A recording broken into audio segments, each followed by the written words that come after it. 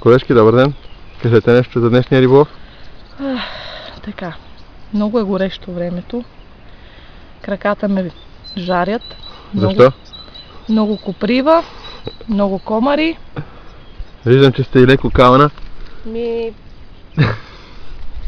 Щом казвате леко, затова звучи добре. Това е лечебна тиня.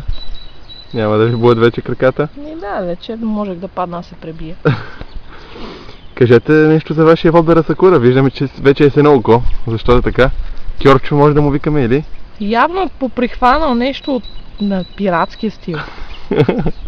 Затова ли е с едно око? Да. И имате ли слука днес?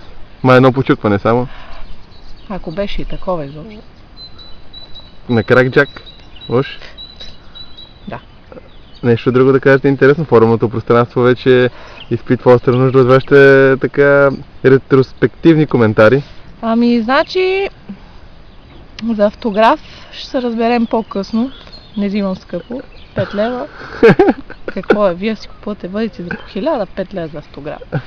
Съветите са по-скъпи вече. Ще се разберем. Мога да си позволя за един съвет, дайте. Аз ще ви дам 10 лева после. Какъв съвет да ви дам? Това време ще имаме ли слука на този вир? 1%. 1%. 1% слука. Не сте много оптимист. Не е 0, така че си оптимистично. Сега какво търсим? Вода да си измиете краката, може би? Не, може би, да. Но тя като така засъхне, кълта е още по-лечебна. Няма да ви хапат комарите. Не съм болна, така че нека не се лекувам. Още нещо да кажете за последно на зрителите? Може ли да си хода да си мия краката? Ще поздравите ли колегата Станко, който има едно падане?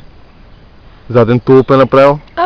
Аз веднъж шаран падна, 4 кг. Браво. И аз веднъж паднах в една кала. Без шаран само. Вие нямахте и шаран. Само падане. Само падане и двойно падане беше и моето. Колегата се е специализирал. Той разпери го дърпат към дълбините. Уча се, аз още се уча. Падам добре. Ще ви запозная с него да ви даде няколко частни урока. Мисля, че няма кой по-добре да покаже сложните пируети от Свен Станко. Това да приключиме. Ще поздравим ли Сашо? Поздрави на Сашо, на всички от форума, на всички рибари. Така. И до нови срещи. Учете от мен. До нови срещи, да. Нека краката ви не тънат в кала. А в риба. Така. И това от нас.